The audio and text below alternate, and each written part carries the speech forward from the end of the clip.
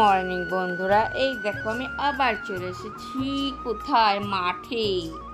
মাঠে জঙ্গলে। তার থেকে মাঠ জঙ্গল থেকে কি নিতে এসেছি দেখো, কত কচু শাক হয়েছে। কিন্তু কচু নেব না, নেব তার পাতা, মানে কচুর শাক মানে পাতা নেব। তো চলো, এই যে দেখো পাতাগুলো তুলে এনেছি, এনে আর সমস্ত জলে একটু ভিজিয়ে দিয়ে রেখে দিয়েছি। জলে ভালো করে ধুয়ে একটু গরম জল করে কচুর পাতাগুলোকে এখন একটু সিদ্ধ করতে দেব। তো বন্ধুরা, ওয়েলকাম তোমাদের সবাইকে আমার এই চ্যানেলে, মিঠু নস্কর চ্যানেলে তোমাদের সবাইকে ওয়েলকাম। আর দেখো বন্ধুরা, সমস্ত পাতাগুলোকে কিন্তু আমি একটু গরম জল দিয়ে জলটাকে গরম করেছি, তারপরে পাতাগুলোকে দিয়েছি, দিয়ে পাতাগুলোকে সিদ্ধ করে নেব, না হলে তো জানোই কি গালে ধরবে। এই পাতাগুলো খুব একটা গালে ধরে নেই, কচু শাকটাও গালে ধরে না, তবুও পাতাটা তো আমরা অতটা খাই না। কচুর যে ডাঁটিগুলো সেগুলোই তো আমরা খাই, তাই না? তো পাতাগুলো যখন আজকে একটা রেসিপি করবো, তো একটু গরম জলে ভালো করে সিদ্ধ করে নিচ্ছি। তো দেখো পাতাগুলোকে সমস্ত এক জায়গা করে নুন দিয়ে এবার এটাকে ঢাকা দিয়ে রাখবো। এবার কিছুক্ষণ পরে ঢাকাটা খুলে নেব। নেওয়ার পর দেখো পাতাগুলো একদম একটুখানি হয়ে গেছে আর সিদ্ধ হয়ে গেছে। আর এই যে জলটা বেরিয়েছে, এই জলটাকে কিন্তু ফেলে দেব, দিয়ে পাতাগুলোকে জল ঝরাতে রেখে দেব। এইবার দেখো কড়া বসিয়েছি, সেই কড়া ভালো করে গরম হয়ে গেলে কয়েকটা শুকনো লঙ্কা ভালো করে ভেজে নেব। ভেজে নেওয়ার পরে, লাল করে ভেজে নেওয়ার পরে সেই তেলে কিছুটা পেঁয়াজ, বেশ কিছুটা রসুন বেশ ভালো করে সেগুলোকে ভেজে নেব। মানে এগুলোকে কিন্তু খুব লাল লাল করব না, কিন্তু রসুনটা যাতে সিদ্ধ হয়ে যায় সেই রকম টাইপের এটাকে ভাজতে হবে ভালো করে।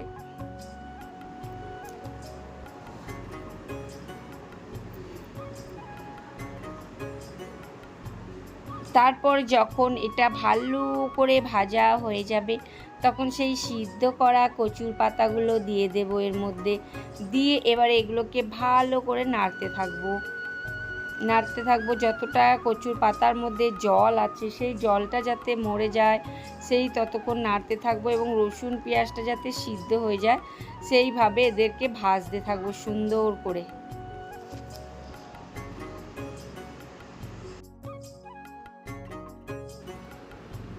এবার দেখো একদম শুকনো শুকনো করে ভালো করে এটাকে ল্যাটটাতে করে নিতে হবে।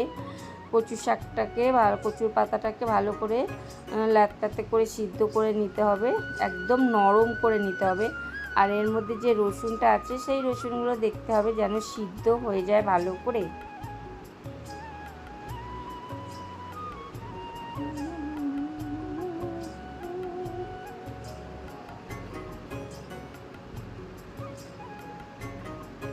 তো দেখো আমার হয়ে গেছে, জলটা মরে গেছে। এবার আমি এটাকে তুলে নেব, একটা পাত্রে এটাকে তুলে নেব।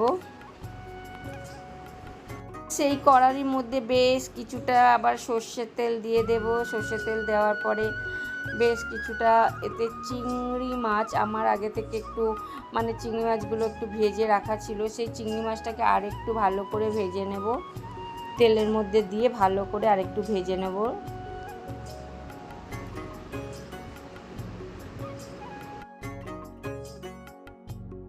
আর এদিকে দেখো সেই কচু পাতার মধ্যে বেশ কিছুটা লেবুর রস মাখিয়ে নেব। বেশ কিছুটা লেবুর রস দিয়ে কচুর পাতাটাকে ভালো করে সেই শুকনো লঙ্কা ভালো করে গুঁড়ো করে নিয়ে ভালো করে মেখে, এর মধ্যে আরও কিছু দেওয়া যায়, কাঁচা লঙ্কাও দিতে পারো, কিন্তু আমরা অতটা ঝাল খাই না বলে আমরা বেশি লঙ্কা দিই না, আমরা জাস্ট 3টে লঙ্কা ভেজে নিয়েছি।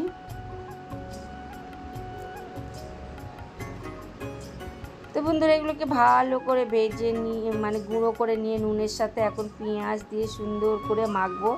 একটু গরম আছে বলে আমি মাখতে পারছি না, ঠান্ডা করে নিয়ে মাখবো। আর এই যে রসুনগুলো আছে না, এগুলোকে এক জায়গায় করে ভালো করে ঠেসে নিতে হবে। রসুনগুলোকে ভালো করে ঠেসে নিয়ে ভালো করে কচুর পাতার সঙ্গে ভালো করে চটকে চটকে মেখে নিতে হবে।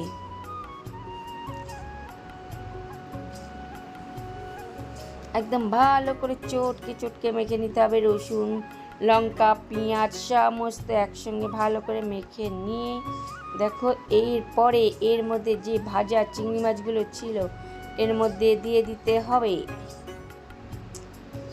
ভাজা চিংড়ি মাছগুলো দিয়ে এবার এগুলোকে আরও সুন্দর করে মাখতে হবে। ভালো করে এটাকে ঠেসে নিতে হবে ভালো করে। তো দেখো আমি কিভাবে ঠাসছি একদম। তো বন্ধুরা এগুলোকে ঠাসার পরে আবার একটু কড়ার মধ্যে দিয়ে নাড়াচাড়া করতে হবে। আমি আবার একটু কড়ার মধ্যে দিয়ে নাড়াচাড়া করেছি, কারণ এর থেকে যে রসটা বেরোয় কচুর পাতা থেকে, একদম সেই রসটা কিন্তু ভালো করে মেরে নিতে হবে, শুকিয়ে নিতে হবে। যেহেতু আমি নুন দিয়ে মাখার পর আবার একটু কচু পাতা থেকে বেশ ভালো করে রস বেরিয়েছিল। তো দেখো আমি আরও ভালো করে একদম কড়ার মধ্যে দিয়ে ভালো করে নেড়ে চেড়ে সমস্ত রস বের করে একদম শুকনো করে নিয়েছিলাম। তো দেখো আমার তো রেডি কচুর পাতা চিংড়ির মহারানী তৈরি হয়ে গেছে। আর এবারে দেখো দেখতে কেমন লাগছে, দেখতে যেমন হয়েছে খেতেও তেমন সুস্বাদু, একদম একটা মুখরোচক খাবার যাকে বলে। বন্ধুরা আজকের খাবারটা আমি রিভিউ দিইনি, আজকের খাবারটা আমার মাকে দিয়ে রিভিউ দিয়েছি। আমার মা এইসব ধরনের খাবার ভীষণ খেতে ভালোবাসে, আর এগুলি গরম ভাতে গরম ঝরঝরে ভাতের সঙ্গে খেতে এতটাই মজা, মানে কি বলবো। আমার মা তো প্রায় এই দিয়ে সমস্ত ভাত খেয়ে নিয়েছে আর বলছে খুব দারুণ হয়েছে, দারুণ দারুণ। তো বন্ধুরা যদি আমার ভিডিওটা তোমাদের ভালো লেগে থাকে তাহলে সব একটা লাইক কমেন্ট শেয়ার করে আমার পাশে থাকবে। নতুন বন্ধুরা প্লিজ আমার চ্যানেলটাকে সাবস্ক্রাইব করে আমার পাশে থেকো। তো আমার ভিডিওটা দেখার জন্য তোমাদের অশেষ ধন্যবাদ।